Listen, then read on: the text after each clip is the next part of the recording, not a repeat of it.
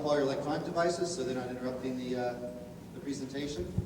I'm really excited about this. All the students who are taking chemistry or taking it are familiar with quantum and quantized energy levels in the atom. How that relates to computing, though, and advances, we're going to find that out. Anyway, those who are students here at the high school should have picked up a little pink slip there as they came in, and make sure you hold on to that and then turn it in at the very end of this presentation to one of the teachers. But tear off the part that gives you the web address. There's a little follow-up quiz, which I'll be writing right after this, for some students who are doing that for bonus points. And that's quite all right. Anyway, again, thank you so much for coming, and I really want to thank Rose Jensen from the Academy of Science, who's going to introduce our speaker. If it weren't for her, we wouldn't have this wonderful science speaker series. So thank you, Rose.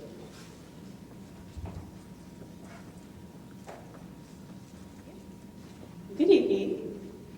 As Bob said, my name is Rose. I'm with the Academy of Science St. Louis. We're glad you are all able to join us tonight.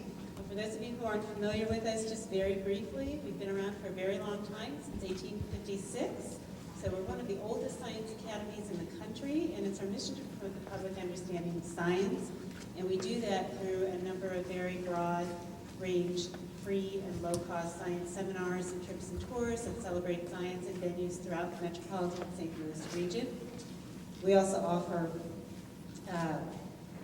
programs that are specifically geared toward teens. So if you are a teen and you are interested in science, you might want to log on to our website to find out a little bit more about our teen science cafes and other opportunities for teens, including the Junior Academy, which is a membership organization that features monthly, unique, and behind-the-scenes field trips and experiences for teens in grades 6 through 12.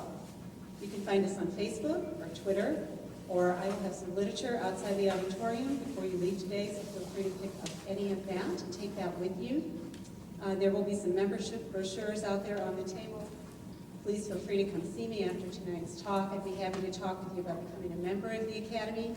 If you want to receive e-notification of upcoming Academy and Pioneering Science public lectures and events, there will be some e-news sign-up sheets that will make their way around the audience.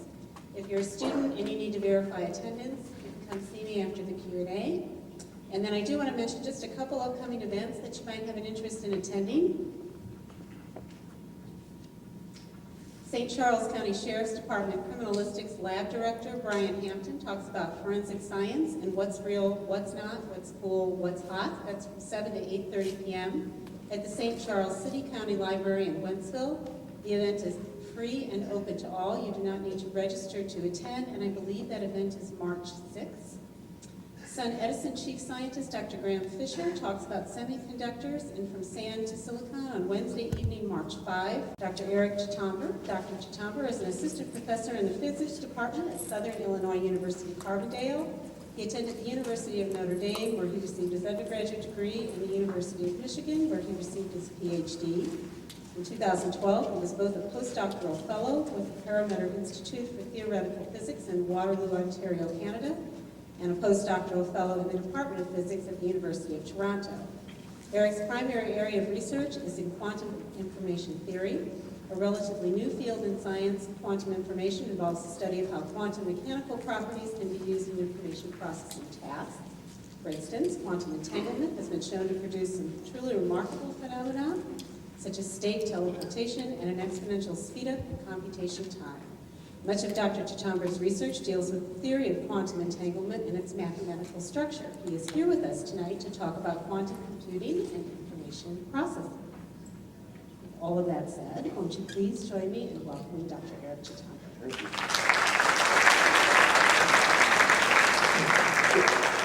Thank you very much, Rose, for the introduction there. Did you write that, or did I? Because that was spot on. That was very good. So thank you also for inviting me. I'm very pleased to come and talk to you tonight about quantum computing, quantum information. And I know it's very cold, so it took a lot of bravery to stay here late instead of going home to our warm houses. Okay, so actually my first slide, I wanted to just share with you my background a little bit. Rose went over it. so I can just quickly go here, and there's a point to why I have this slide here. So I grew up in Milwaukee, Wisconsin, actually a suburb called Wauwatosa. And after graduating high school, I went to Notre Dame in Indiana, and then I went to University of Michigan in Ann Arbor, Michigan, where I obtained my PhD in physics. And then I went to Canada for about 2.5 years and did research there in quantum information in the subject that I'm going to be talking about tonight. And then about 1.5 years ago, I started working in Southern Illinois, University in Carbondale here.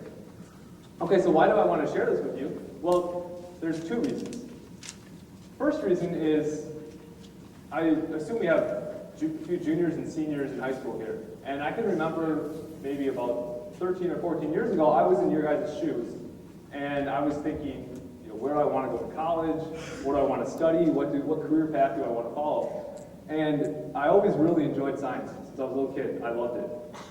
But so I knew I was going to do something in science. I knew that was going to be where I was headed. But I had this image in my mind of what it took to be a scientist, and I thought it was something that was really far off. And even though I was going into college, it just seemed like this almost like a pipe dream that would take many, many years to get there, and I'd be bored doing just reading books and everything, and I wouldn't be able to get in there and do anything exciting. Okay, so after having done this little cycle here, I found that is not true at all. So to the juniors and seniors here, you guys are literally on the brink of jumping into this whole thing. And what I mean by that is that opportunities will quickly emerge for you to engage in cutting-edge science sooner than you think. So when you go to college, find a subject that you really enjoy and study hard. Study it really hard. And I guarantee you opportunities will just pop up for you maybe to work in a laboratory with a faculty member. Or maybe there's a professor who is working on some problem and he needs an undergraduate to collaborate with to work on a small aspect of it. Point being is there will be opportunities that emerge quickly. Sooner than I certainly thought when I was first starting off in this whole thing. The second point is that you notice here, all these locations, you can drive there in about a day. A day exactly, actually. And I've made these drives in various configurations over the past few years. And the point is that here in the Midwest, the greater Midwest area, there's a lot of great science going on. Okay, you don't need to travel far away to the east-west coast, into Europe, other parts of the world, Asia. Here in the Midwest, there's exciting stuff happening. So you don't have to go far. Opportunities are not only close in time, but also in spatial proximity as well. Okay, so with that being said then, we can give an overview of what the plan for tonight will be. So basically, this talk is going to consist of 4 parts. Not 4 equal quarters, but there's 4 different chunks. And the first is I want to just introduce to you guys the subject of quantum mechanics. Because if you want to learn about quantum computers, you want to learn about quantum information, you first need to have some intuition of what quantum mechanics is all about and why it's special and why it will allow us to do things differently than if we were just studying classical physics. So actually, half the talk will be on this.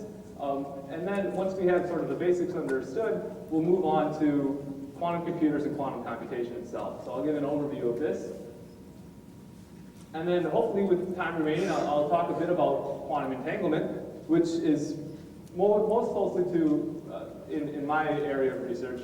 And quantum entanglement is what I think is one of the more interesting aspects of quantum mechanics. And so we'll see a few examples of why it is a very phenomenal thing. And then finally, at the end, we'll have some time for open questions and discussion. So, if at any point in the talk, I can't really see the audience too well because of the light, but if you have a question, just like wave your hand. If it seems like I'm ignoring you, just keep waving more, and I will stop and ask. But at the end, you will have also time to come up and ask. All right. So I want to begin with an experiment. This will be a thought experiment, but experiments like this have actually been done in the past. So here's the experimental setup. We have a particle gun here, and what I mean by a particle gun is it's going to be something that is going to emit a stream of very, very small particles, extremely small particles. And the particle gun is going to be aimed at a thin film here. Okay? Now, you can imagine that this film is going to be very thin, and the particles are going to be very small. So it seems plausible that with the particles being so small, some of them, when they reach the film, they might just go right through it. Okay? So some of the particles are going to go through the film, and then we put a second reflective wall here. But this is a very thick reflective wall, right? So it's not thin as in this film, but this is a thick one. And so all the particles that go through the film along path 1 are going to hit the reflective wall, bounce up, and then at the top there's a detector. So that D1 indicates it's a detector, and every time a particle hits it, it's going to click, and it's going to count the number of particles that reach it. Okay, on the other hand, some of the particles might actually get reflected off the thin film here. They'll travel upward. Again, there's another reflective wall, and they'll take path 2, and then there's a second detector there. And this is detector D2 is going to count the number of particles that hit it. So we can adjust the thickness of this film just so, let's say, half the time the particles make it through and half the time they get reflected. We have that experimental parameter to adjust. So more quantitatively, if we were to emit 1,000 particles, let's say, from our particle gun, then we would expect 500 to go through, take path 1, hit detector 1, 500 to get reflected, take path 2, and get detected at D2. Okay, so far so good. You run the experiment, and this is what you would find. So let's add a few more ingredients to this. We're going to put a boulder in the middle of path 2 here. And now we can ask, how would this change the statistics? What would we expect the detectors to read? All right, well, clearly the particles that are traveling along path 1, they never see this boulder, right? They're just going along their way, they hit the reflective wall, and they should go up. So we shouldn't expect the statistics on D1 to change. We had 500 previously, we should expect 500 again. However, path 2 is now clearly blocked. We had this obstruction. So we would expect no particles to reach detector 2. And you run the experiment, and that's exactly what you find. Likewise, we could put the boulder on path 1, run it again, and we would have 500 hitting D2, and again 0 at D1. Okay. So let's add now another ingredient to this experiment. So far so good. Everything seems very believable, and this is what you would find if you ran the experiment. We're going to put a second thin film here. Now we can ask, well, what do we expect to find? All right, well, the rock's still in place there, so path 1 should be blocked. But now the particles that take path 2, when they reach this thin film, again, we would expect half the particles to go through. They're small particles, it's a thin film, and half the particles to get reflected. So we had 500 coming here. We would then expect probably 250 there and 250 there. It gets split 50-50. And that's exactly what you find. Likewise, you block off path 2, and you run the experiment, and you get 250, 250. Okay, now we're going to remove the boulder. So, what would we expect to find now? Okay, well, again, we'll just use the same reasoning that the previous experiment showed us. We have the 1,000 particles hitting the gun, 500 go here, 500 go up, and it's going to split 250 here, 250 here. But now there's no boulder on this path, so the 500 go here, 250 there, 250 there. In total, we should expect 500 each, right? Makes sense? And so you would run this experiment, and you would find that this is dead wrong. So what would you find, actually, when you ran this experiment? Well, quite surprisingly, you shoot 1,000, and you get all 1,000 back in detector 1. So this is strange, no doubt. Remember, if there's no thin film there, and we shot 1,000, we get 500 at D1, 500 at D2. Now we put the thin film in, and we get 1,000 there, and 0 there. Very, very strange, but actually it's even stranger than this, because we don't even need to look at 1,000 particles. We could adjust our particle gun so that it just emits a single particle. And now we run the experiment, and we ask what happens. And we find that if there's no second thin film there, half the time D2 clicks, half the time D1 clicks. But then if we put the thin film in place, we always get D1 equal to 0 with D2. Okay, so this is very puzzling. And it certainly puzzled physicists at the start of the 20th century, physicists like Einstein, Bohr, and Schrodinger. And they were puzzled on how can you explain this? What's going on?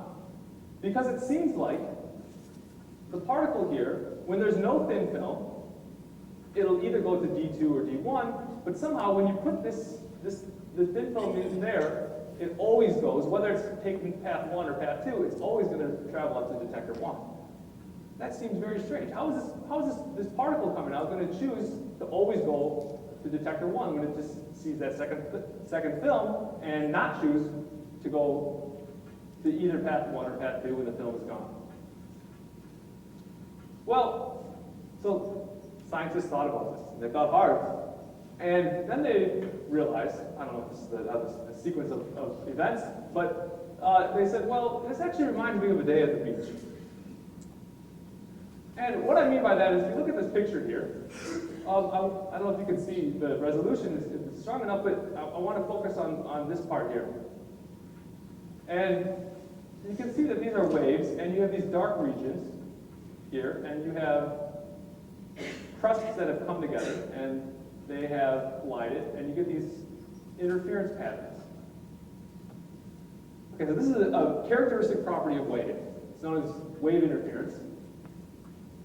And here's an example of it, a cleaner example. So we have two incoming waves at time t0, and one of the wave crests on the wave coming from the right is up. The wave coming from the left, the crest is up. The wave coming from the right, the crest is down. And at t1, this is now they've passed and they've completely interfered with one another. So you can just imagine that when they're right on top of each other, they cancel each other out.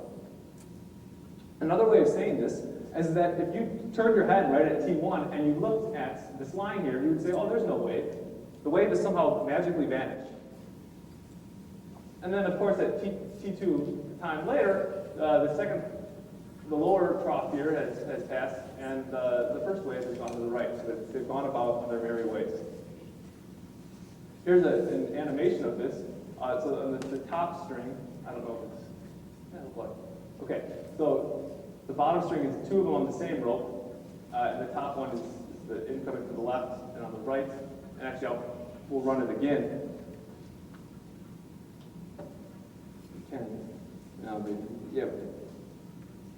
And one thing to note actually is that this animation, the waves are not mirror images of one another. So you see the one on top is actually thicker on top, and the one on the bottom is a sharp peak. And that's why on the bottom, you don't get a complete cancellation. Okay. Here's another example of wave interference. So this is a thin film of water actually, and there's light illuminating up from behind the water, and these two balls are little vibrating wave vibrations, and they're just going like this, and you get these interference patterns. So that you can see the dark rings, that's where literally there's the wave is, the water is standing still at those points. You have interference going on there. Okay, so how does this explain, or help explain, the experiment that we talked about earlier? Well, one way you can try to interpret this data and give an explanation for it is you can say, well, look, at this point here, we have wave-like interference. That's why we haven't seen any particles. Just like in the interference of the two waves at time t1 when they cancel each other out, we have something similar going on here. But that can't be the full explanation because, again, when we don't have the thin film there, we see something that looks like particle behavior. Right? This would be just as if you had little golf balls that were shooting through. And again, you expect half to go through, half to get reflected. Okay, so this is the first lesson for tonight. Is that matter is able to demonstrate both particle-like and wave-like properties. And this experiment that we have been discussing is a great way of demonstrating this. So the particle-like behavior is when there's no thin film. It behaves like little golf balls. But when we put the thin film in place, we get wave-like behavior. We get this interference cancellation there. But what I think is actually extremely, well, what I think is even more interesting about this is that the behavior we observe depends on how we measure. So what I mean by how we measure, it depends on whether or not we put this film in place. So whether we observe particle-like or wave-like behavior of the matter is, in a sense, dependent on how we set up our experiment. So at this point, we could sit and philosophize over what does this tell us about the nature of reality and what's really going on here. And those are certainly important questions to ask. I don't want to diminish the significance of that. But at some points, you won't get a clear-cut answer to those questions. And maybe a more constructive approach would be to say, fine, we know that matter can demonstrate wave-like behavior. Is there any way that we can utilize that? Can we take advantage of that in our technologies? And this is essentially what the subject of quantum information science attempts to do. It tries to look at these properties of quantum systems, its wave-like nature, and we want to build technologies that take advantage of that. Information processing technologies, computers, cryptographic devices, communication devices that take advantage of this sort of phenomenon. Okay, so to see one way that this can possibly be done, let's first try to get a better understanding of what matter waves are. What does this look like? And I was very pleased, Bob, he mentioned that his chemistry students were here, and this picture should look familiar to those who are taking AP Chem or just chemistry. I'm not sure when you first studied the electron waves, but this is a matter wave here, okay? So this is a hydrogen atom, and it has an electron, and these are known as, this is an electron cloud here. So what it's trying to do is it's trying to give some sort of representation of the wave-like nature of an electron. You see, the electron is such that it's not that if you were to zoom in and keep looking closer and closer, you would eventually see a wave like you'd see a water wave. That's not it at all. If you were to keep zooming in, eventually you would make some measurement on the position of the electron, but you just don't know. It's a stochastic process where the location of that electron is. And what this cloud represents, you can think of this more like a probability distribution. So if you prepared a large number of electrons and you zoomed in and you made a measurement on where the electron was, most of the time you would find it centralized around the nucleus, but with some probability you would find it further away. And that's what this wave is indicating here. So the peak here is the center of your hydrogen atom. With high probability, you would find it here, and then as you go out, it drops off. Now this is just one particular electron state. So we'll call this 0. Okay, we'll see this notation a lot tonight, this 0 and this 1. Another electron state has a configuration like this. So here's the wave pattern here, and you see now we have these two peaks off of the center. And again, these are high probability peaks. So this is one particular electron configuration, energy level, and this is another energy level. And so this is, when you learn about the periodic table, this is exactly how the periodic table is built up. It's built up in discrete energy levels. For the purposes of this talk, we just need to remember 0 and 1. So when you see the 0 and 1, just think what it is. It's a physical state of a quantum system. Okay. What other properties of waves are interesting? So, waves can exist in superpositions. And I've put this word in red because I want you to remember it. We'll see this again. But what is a superposition? So we had, in the previous slide, we had this 0 state, and we had this 1 state, but it's also possible for them to exist in a superposition state. And what I mean is literally superimposed on top of one another. So if we add these two together, we would get something like this, and this is a legitimate state of nature. Okay, so if you want to think in terms of the electron clouds, it would be a mixture of both of those, and that is a legitimate state of the electron. And you can see here, so you have this is a higher peak here, because here when we've added these together, we've added this peak with this peak, so they've constructively interfered. But on the other hand, down here we have negative because we're adding a negative peak here with a positive peak there. So when we talked about wave interference, that's exactly a superposition. It's a superposition where you completely cancel the wave out. Here this is an equal mixture of 0 and 1. More generally, you can take any linear combination of these 0 and 1. So these x's you can think of as the weight of 0 in your state, and y would be the weight of 1 in your state. And so any choice of x and y would give you a legitimate superposition. Okay. So a question that we should probably, maybe the elephant in the room sort of question, is why don't we normally observe the wave properties of matter? Right? Why is it that these experiments strike us as counterintuitive? And to see why this is the case, let's go back to the experiment. And now it's going to be a noisy experiment. Now imagine that we run it and there's a dust cloud that's accumulated over path 2. So what would happen if we ran it with this dust cloud? Well, again, with no film in, we would see 500, 500. So this is exactly the same as the previous case. But now when we put the thin film in and we do the experiments, we get 500 and 500. We don't have any interference. So somehow this dust cloud destroys the wave interference, and the particles behave like little golf balls. Again, so when there's no dust, okay, we have this cancellation, and when there is dust, we have 500, 500. So what's going on here? Well, I think probably the way to understand this is to think of it something like an orchestra versus a violinist, okay? And what I mean by this is that in the orchestra, there's many violinists, there's many cellists, there's woodwinds, there's percussionists, so you have all these different instruments.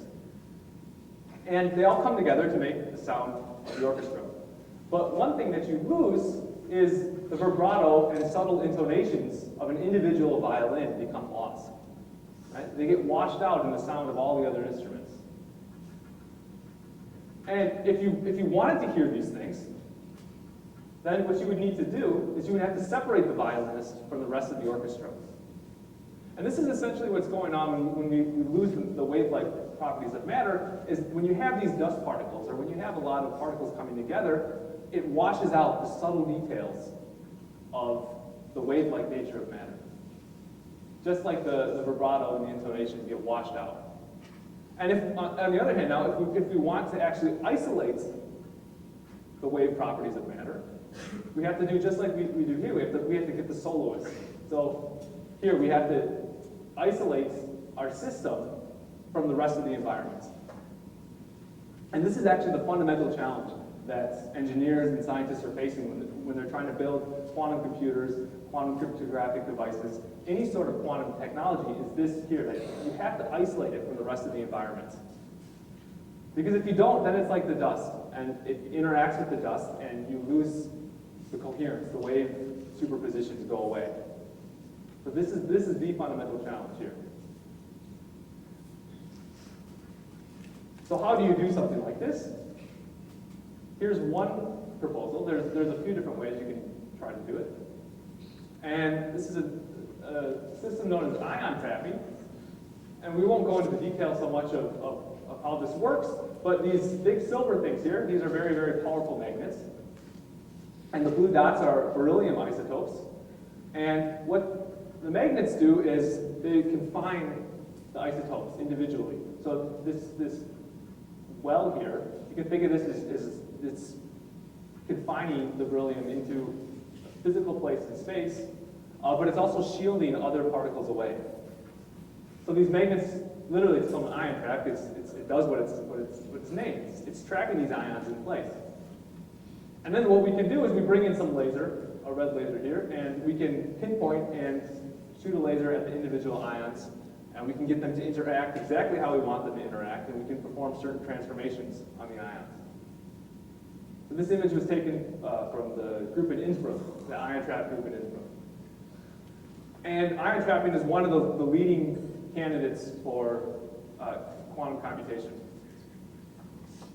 We're not actually going to talk too much about the actual physical engineering of quantum computers.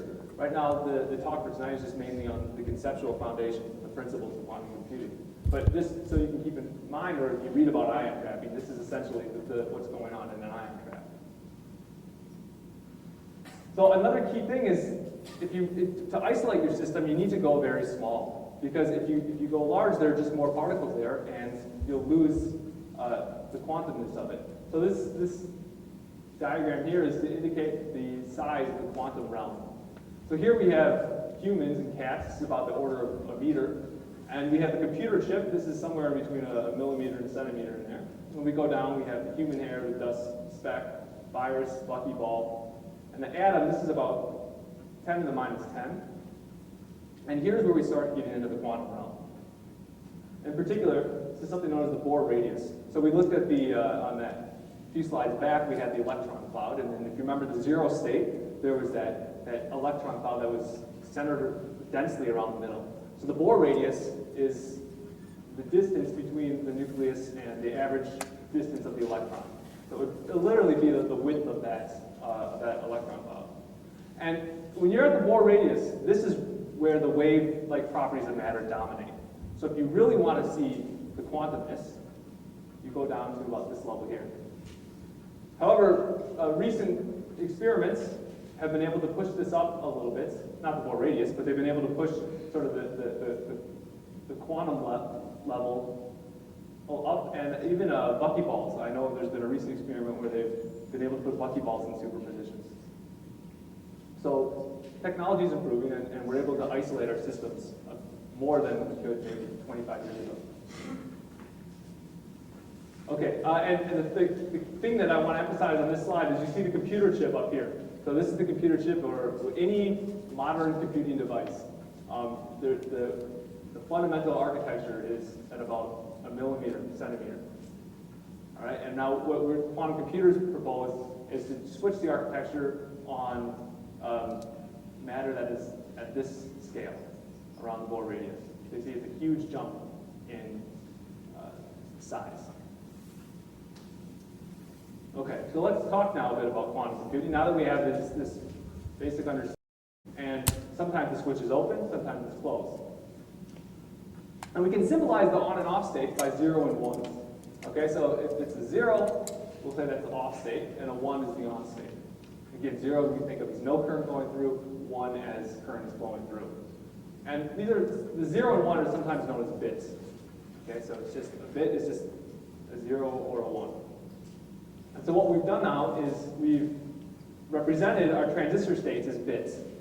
So if we had a string of transistors, we could just write out their bit representation, and you have a string of 0 and 1s. And what a computer does is it has this string of bits, and it puts it through a gate, which is just a way of performing a function on your string of bits. So a function being, maybe it would say something like add the first 10 bits to the second 10 bits, and then out would be the sum of that. So this gate is what performs a function on your input. So an example, one of the simplest gates is known as a NOT gate. And the way it works is if you put in a 0, you get out a 1. If you put in a 1, you get out a 0. Simple gate. Another gate is something known as a controlled NOT gate, or a C-NOT gate. And this is a 2-bit to a 2-bit gate. So you input 2 bits and you get out 2 bits. And the way it works is if you input I and j, these are variables for your bit. On the left output, you get the same I input. But on the right, you get the sum of I plus j modulo 2. So we can see what's going on here. So 0, 0 gets mapped here, 0, 1 to 0, 1, 1, 0 to 1, 1, and 1, 1 to 1, 0. So why is it called a control knot? So one way you think about this is you look at the left bit. If the left bit is a 0, you don't change the right bit. Right? So if it's a 0 here, we haven't made a change to the right bit. 0 here, we haven't changed it to 1. On the other hand, if it's a 1, then we flip the second bit. So here it's a 1, and then we flip the 0 to the 1. Here's the 1, so we flip the 1 to a 0. That's why it's known as a controlled knot. The first bit is known as the control, and the second bit is known as the target. Okay, and so basically, if you were to write out the circuits inside the circuit diagram of your computer, you would see that it can be made up with a whole bunch of knots and C-knot gates. Now, for quantum computing, the basic idea is that we want to replace bits by something known as qubits. So what are qubits? Well, we take our 0 and 1, which represented the on and off states of our transistors, and we replace them with these 0 and 1 states of quantum systems. And remember, what are these 0 and 1s? These are physical states. Here would be the 0 electron cloud, and here this would be the 1, the next excited state. And now we have this representation of quantum states in terms of 0 and 1s, and now we want to perform computations on the 0 and 1 states. Okay? That's the idea, and we have quantum gates, just like we had classical circuit gates on our 0 and 1 bits. We have now quantum gates, and these are going to act on the 0 and 1 quantum states. So we have the NOT gate. This is the analogous to the classical state. And we also have the C-knot. I mean, formally it looks exactly the same, except now we have this bracket instead of just being the digits. So at this point, you would say, oh, well, that's kind of cool. I mean, you could do this with a classical computer. What's really the big deal? And the big deal is when we consider that quantum states can be in superpositions. Remember, I told you guys to remember this word, because what are the superposition states? It's a mixture of the 0 and 1s. So here's one superposition state, a 0 plus 1, but we can also take a 0 minus 1. We're free to choose the amplitudes of these mixtures. So these are two superposition states. And now we can define a quantum gate, known as a Hadamard gate. And the way the Hadamard gate works is when you put in a 0, you get out a superposition of 0 plus 1. Likewise, when you put in a 1, you get out a superposition of 0 minus 1. And this is something that a classical computer cannot do.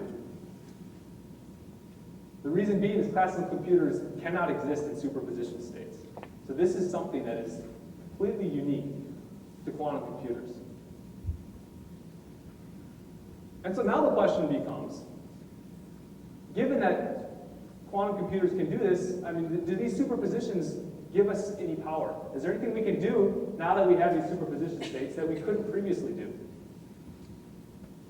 How much powerful is a quantum computer than a classical computer? And so the answer to that question is actually still an active area of research. But what I can say now is that there are certain tasks that quantum computers can perform much better than classical computers. And in the next slide, we'll look at one particular task. But there are also tasks that quantum computers and classical computers perform equally well. So when I say task, what I mean literally would be you sit down at your computer and you tell it to compute some function, or you tell it to solve some problem. That would be a task. And there are certain tasks where the quantum computer offers no advantage over the classical computer. So maybe a misconception out there is that once we build quantum computers, everything will be faster and we'll have unlimited memory and all this.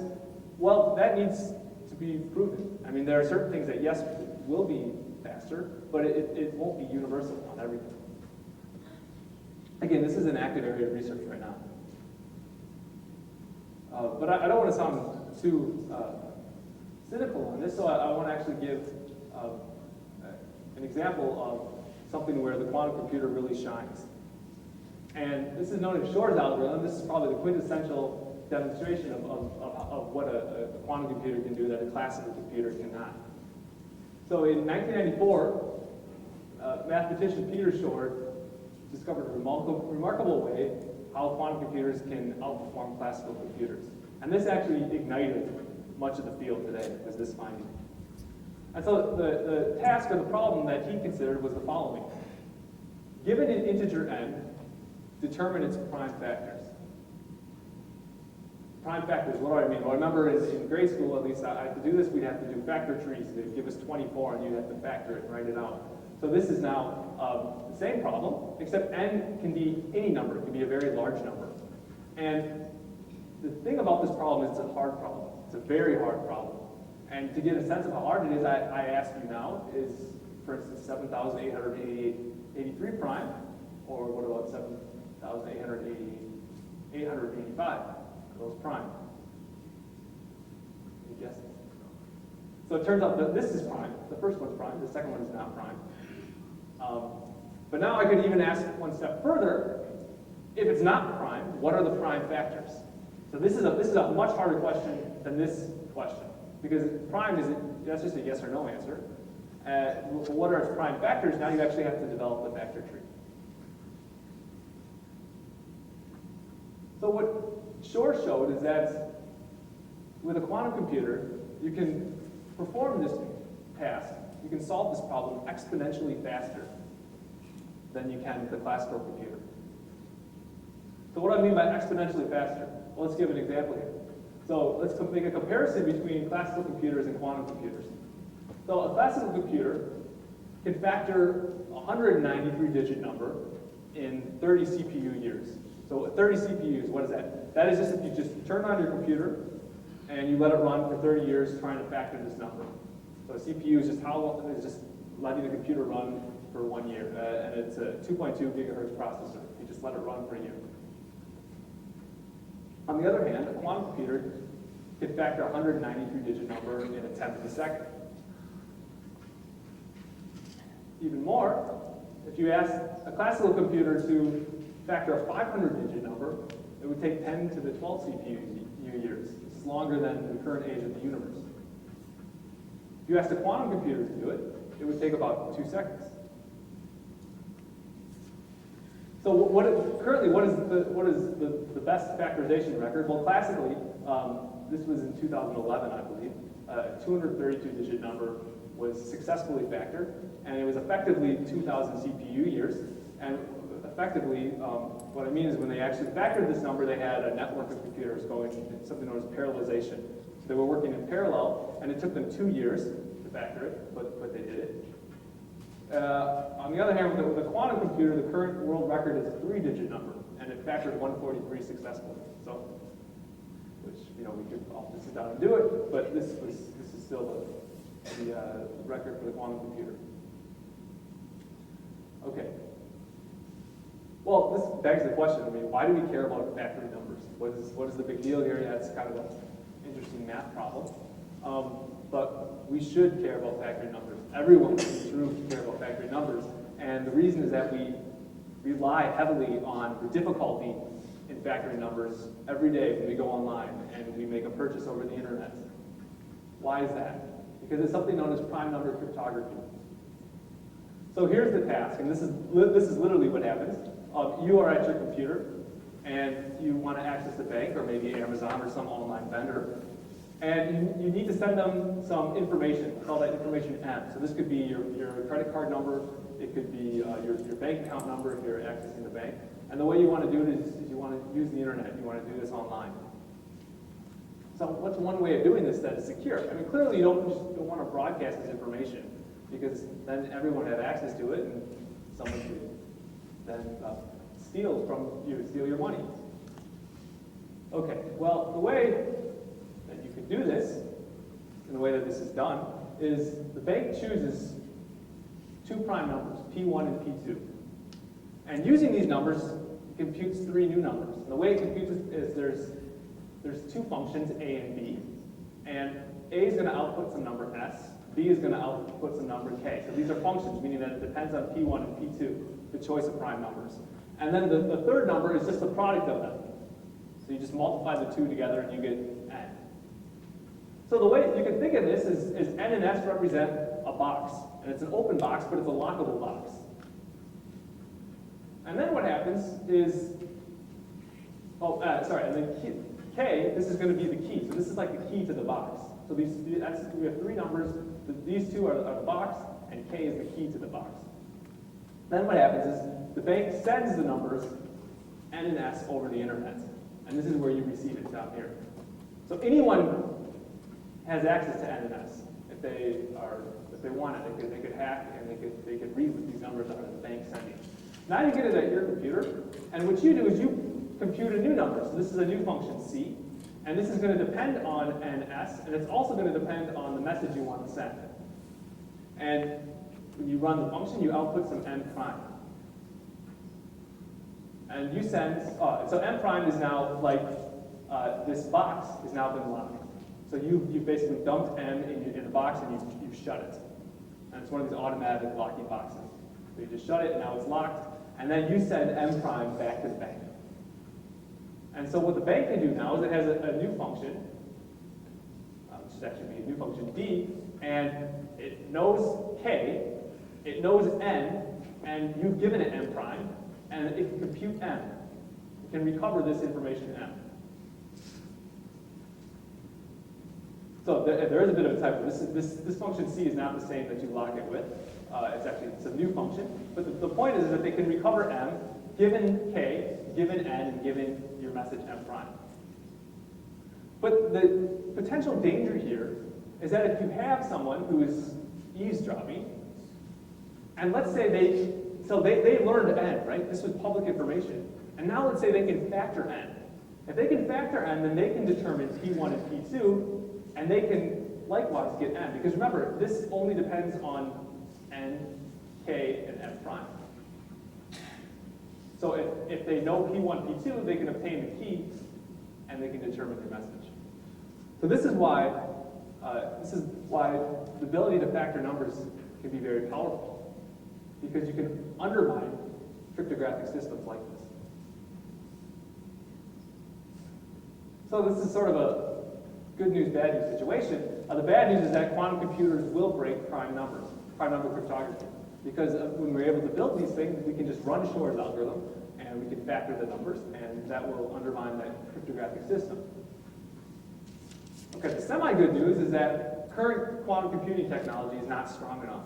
So I think that the current standard on the internet is about 1024-bit encoding, where we saw that the current quantum computer can only factor 143, just a 3-digit number. So it's still a ways off.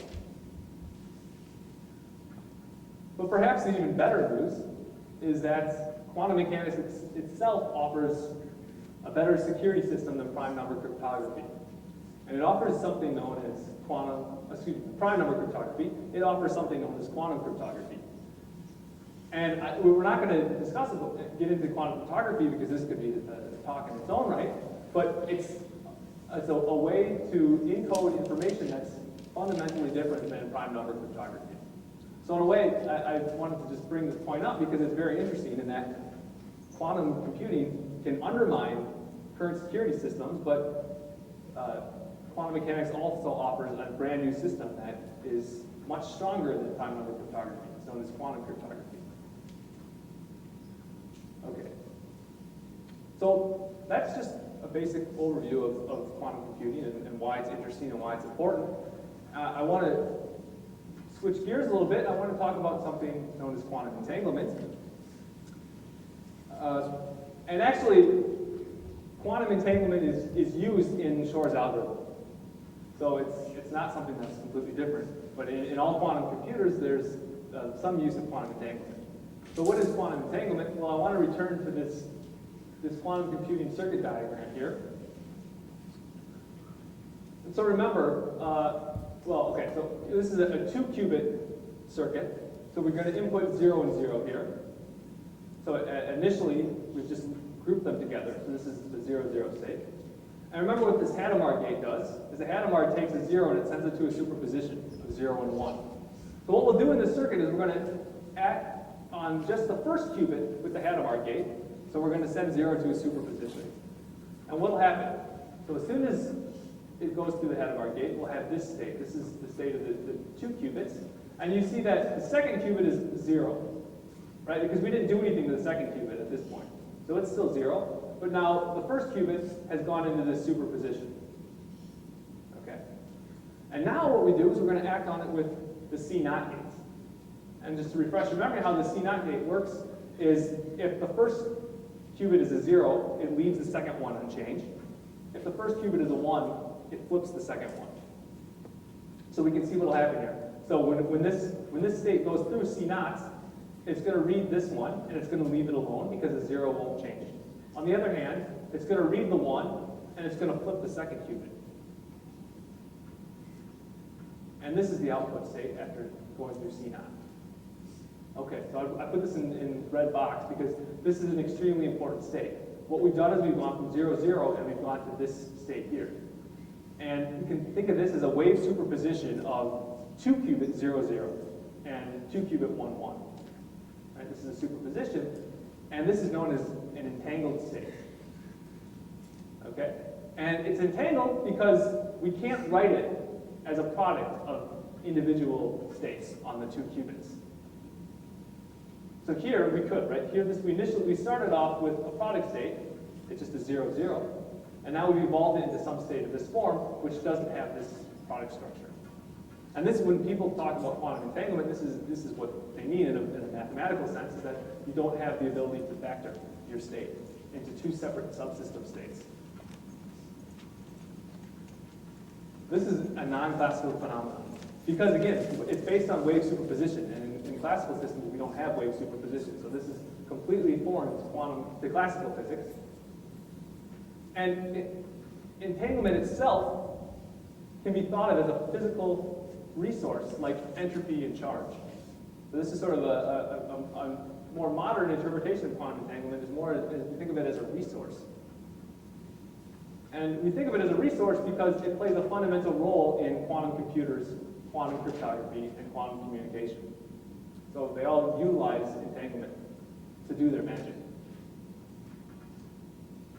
And I want to give one example of how entanglement can be used. I think this is probably the most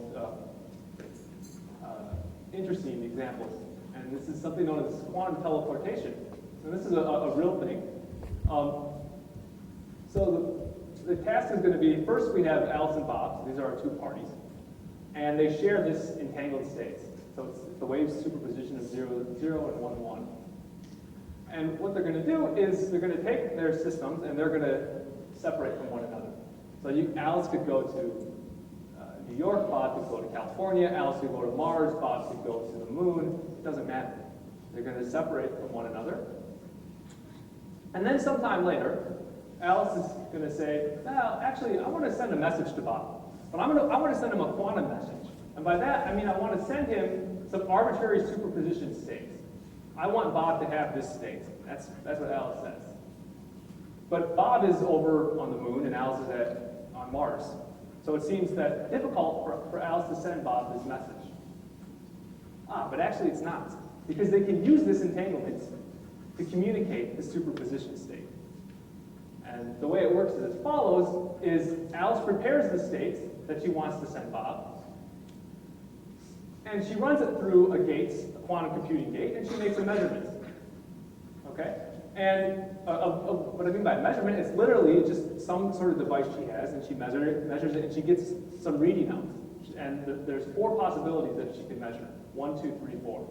Okay? The details of this measurement process doesn't really matter. The point is that she just measures it, and she gets one of 4 possible outcomes.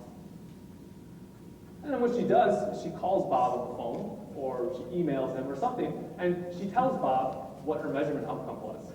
So she says, hey Bob, I got 3. Hey Bob, I got 2. And Bob says, okay. And what he does is he performs some gates on his system that is dependent on Alice's measurement outcome. And when he does that, magically, he obtains the state 5 that Alice wanted to send. I shouldn't use magically too much because there's really no magic here, but it's surprising. I mean, because what Alice has done is this could be any state here, and she's just sent it to Bob, and they could be separated by an arbitrary distance. Okay, so I mean, there's a few. Again, we could spend all night just talking about this protocol here, but one thing I really want to emphasize is it depends heavily on the ability for Alice to communicate to Bob. If Bob didn't have this information from Alice, if he didn't know her measurement outcome, there'd be nothing he could do. He needs to know this outcome in order to obtain the state 5. And this is important because there's something that you've probably heard about in special relativity, is that things can't travel faster than the speed of light. Well, another way of saying that is that information can be transferred faster than the speed of light. And if Bob didn't need to hear Alice's measurement outcome, he could just do this immediately after she performs her measurements, and you could instantaneously obtain the state phi, and so it would seem like phi went from Alice to Bob faster than the speed of light. Okay, but that's not possible. He can only obtain phi after he hears Alice's measurement outcome, and this telephone conversation is limited by the speed of light. So there has to be some time here for Bob to hear Alice's measurement outcome. So special relativity is not violated in this, which is a good thing. Okay. So I want to compare this with classical communication or classical teleportation. And this is a fax machine, a mysterious fax machine. And so the way that this works is Alice now, again, Alice is on Mars, Bob is on the moon, and Alice wants to send a letter to Bob. Dear Bob, I love you. And the way she's going to do it is use this fax machine. And you see, the reason I wrote it like this is to make a comparison between the two. Well, I think we're out of juice here. I'll use the mouse. But the reason I drew it like this is so you can see that the two scenarios are the same. Is that there's a telephone line connecting Alice and Bob, but in the classical case, they, of course, don't share the entanglements. Okay, and then Bob receives the message. Perfect. So the comparison is that both quantum teleportation and fax machines require classical communication. But they're fundamentally different in what's going on. And the difference is that fax machines communicate classical messages. Classical messages just being letters or things you write down, whereas teleportation communicates physical quantum states. It was that state phi, that superposition that Alice wanted Bob to receive. That's what gets communicated. Okay, so I think with that, that's pretty much all I wanted to touch on tonight. And I wanted to end on teleportation because I think it's one of the coolest things. So if you guys are interested in learning more about this, I'm going to leave you with a few places to turn. So the first is a very good book called Quantum Computer Science. This is by David Berman. And it's written for those of you who feel more comfortable analyzing circuit diagrams and maybe come from a computer science background. This is probably the first place to turn because he writes it almost more geared toward a computer science audience. Another very good book is Introduction to Quantum Computing. This is by Kai Laflamme of Moscow. And again, this is a bit more mathematical, but a good introductory book. And the third place is online. And this is an online resource known as QNet. And my colleague, Mark Bird, so he works in the physics department with me at SIU, he built this a few years ago, and he has students that continue to work on it and build it. And actually, it's ongoing. It's being revised and updated. And I know he's always looking for new students to come and contribute to it. So this is an ongoing project, but it's excellent. It's written for people who just want to learn from scratch, basically. There's good appendices going over the math. So I definitely recommend you to check that out. And with that, I thank you very much.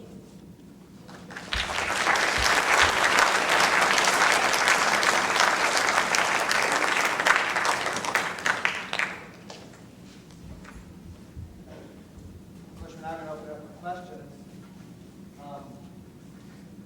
The microphone here, were there questions that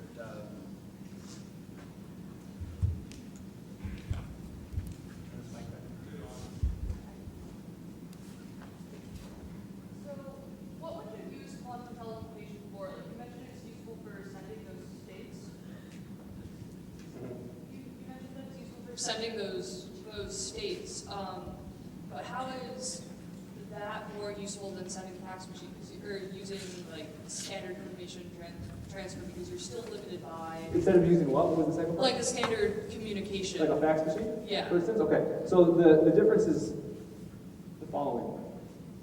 you see this what you're sending is this superposition, and x and y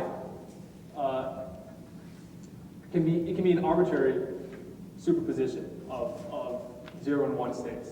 Okay, so when you're sending that, you're actually sending the encoding of a physical state.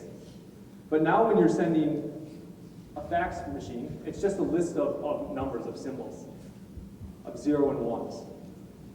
So in one case, you're actually sending a description of a physical state, x and y.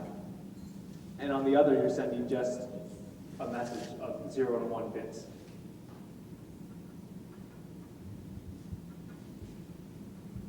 Other questions?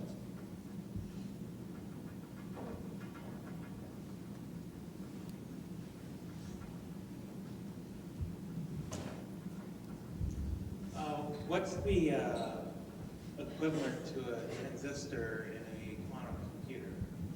Equivalent to a transistor in a quantum.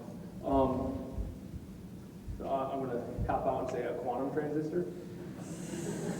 So what So actually, no, I physically think that- moves it from one state to the other? Sorry? What physically moves it from one Okay. state to the other? All right, so in this, if you return to this ion trap, and again, there are other examples besides the ion trap.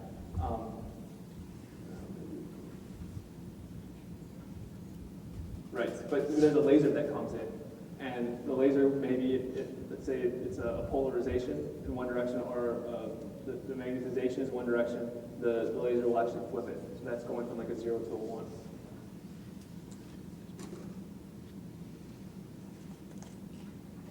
Other questions? Back here, Bob. I'll get to you in a second. So because you're communicating like the state of phi when you communicate quantumly with teleportation, does that reduce the like? Can phi be bigger than just sending a fax? Because if you send a fax, like you're limited by like the speed is limited by the size of the fax too. Does the size of phi? Does the description of that? Yeah. Does Okay. that limit the speed there? Okay. So I think I understand your question. So there's two things here. One is that the more efficient way of doing this. All right. Okay. So you see here, phi is just a superposition of 0 and 1, and you're limited in the sense that you need. Here you're using a 0 and 1 entanglement. So if you wanted to send a bigger state, you would need more entanglement resource. Likewise, I mean, in the fax machine example, if you wanted to send a longer fax, you would need more bandwidth in your channel. So it's the same sort of idea. Question back here. I just wondered, where did the 3-digit number get factored quantumly? Yeah, Is okay. someone really building these? So I think it was computers? a group in China. I forgot what the exact institute or the group that did it. But if you go on, if you just search on Physics Today or Science, I believe the paper was published in Science. Just go online too, and you'll see the. I had a quick question. Can Yeah. you go back to the slide that showed the big bump and the little bump superimposition? Big bump, yes. Just want to make sure I understand. Here. Yes, this one? Right. Okay. And you said that could actually be anything part of a continuum, so The the X and size Y. of those two bumps could be different depending on how much of one, like they'd be weighted. Yes. Yeah, and yeah, so this is when I kept saying an arbitrary superposition, that's exactly what I'm getting at. So you can think of these x and y's as variables. Right. So one extreme is y is 0, and then you just have the 0 state. Or x is 0, and then you just have y is 1, and that's the 1 state. So if I'm hearing that correctly, the advantage that this quantum computing is offering is instead of it just being ones and zeros, you really get a continuum of 1-0 combined superpositions. Yes. And that's so strange because we teach our students that quantum is here or here and nothing between. Okay, so, right, when here, so where quantum comes from. Right. You have discrete energy levels. Right. So you have your 0 is still one energy level, your 1 is still at one energy level. But you can still mix them, but you still only have discrete energy levels. They're discrete, but you have a continuum between them of like almost hybrids, but it's not really in between the two quantized states, is that right? Yeah. Okay. I have another way, an animation that might clear it up a little bit. Okay. So here's a standing wave. We didn't do this slide at all, but standing waves have this property that they can be in resonance. And if you oscillate the slinky at just the right speed, you can get resonance. So here's going to go a little bit faster. It is the exact demonstration we use with our students to show Okay. quantized energy states. Right. Okay. Perfect. So you know there's just a discrete number of resonant modes, right? But now imagine that you oscillate the slinky off resonance, right? You wouldn't see that, but you can write whatever you would see as a superposition of the resonant modes. That's the idea. Yes, more questions. Now there are lots of questions. So my question would be, because you can actually transmit the physical state of qubits, does that mean that you could do two different calculations in the same physical state in two different places? No. And that's a great point. Okay, so what happens is that when Alice makes this measurement, she destroys the state. Okay, so and Bob receives it here, but there's only at every instant in time, there's only one copy of 5. Okay, and this is something that's fundamental in quantum mechanics. It's known as the no cloning theorem. So in classical mechanics, we can just make as many copies of our information as we want. We can go to a photocopy machine that universally will photocopy and make as many copies of whatever we put into it. You can't do that in quantum mechanics. So you always only have one copy. So what you suggested just wouldn't be possible.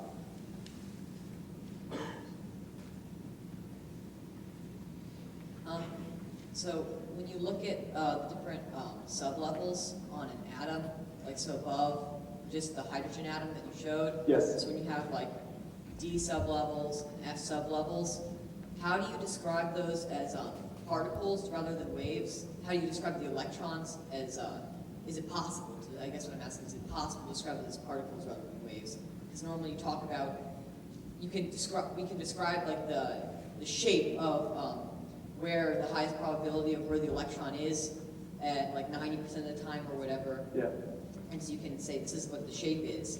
You can write distribution models and stuff. And so when you have an atom, you can show how all of the different orbitals interfere or whatever. Yeah.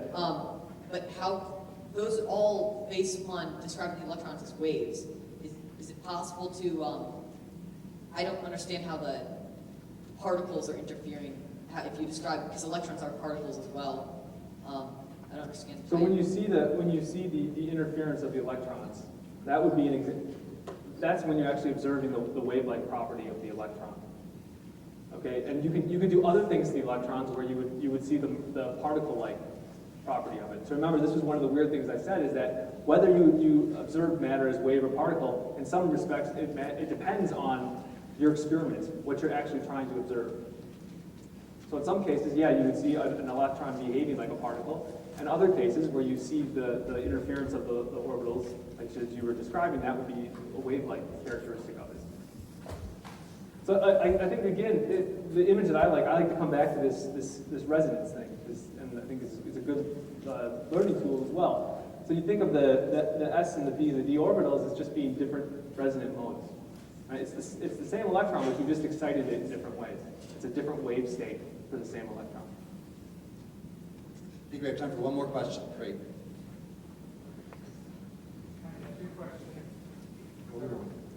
The X and Y, are those probabilities of observing in the... Yeah, okay, so there's a condition here. These are two complex numbers, but if you were to take the amplitude squared of x and y, and you added them together, they should sum up to 1. And the reason is just for what you intimated at, is that we want to interpret these as probabilities. So if you look at the amplitude, absolute value of x squared, that would be the probability of finding the particle in the 0 state when you measure it. Likewise, magnitude y squared is the probability of finding it in the 1 state.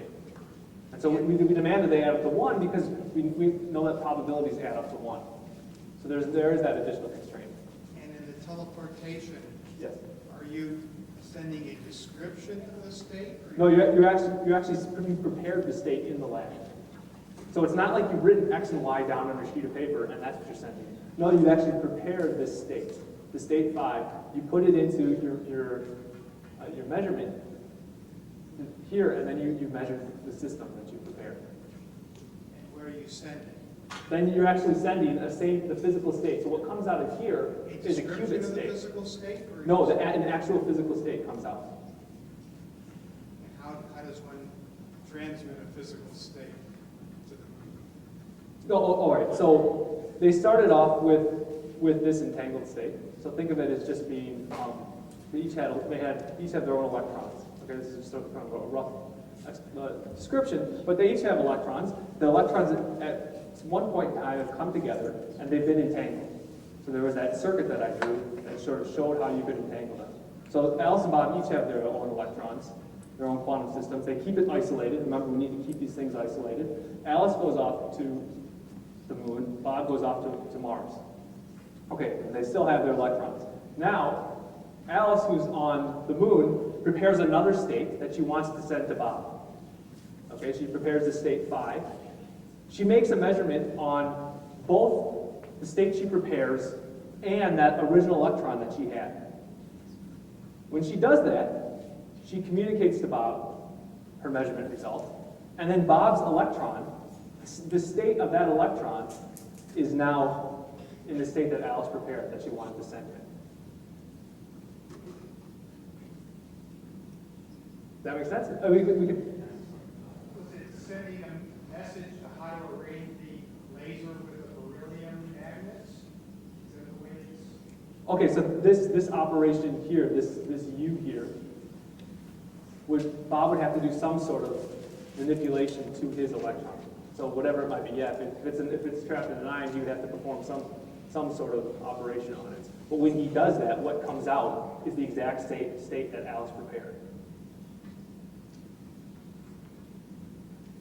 So the description that Bob received is just 1, 2, 3, or 4. And given that, he performs one particular operation on a system. Maybe he rotates a magnet, maybe he flips a phase or something. But when he does that, what comes out is the state that Alice prepared here.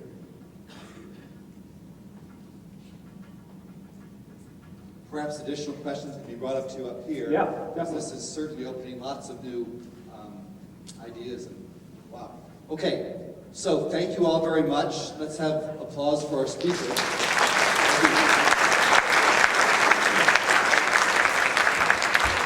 Couple items of business. One is we have a drawing for, is it two? Two drawings for membership in the academy, junior academy, right? They'll eventually join the full academy.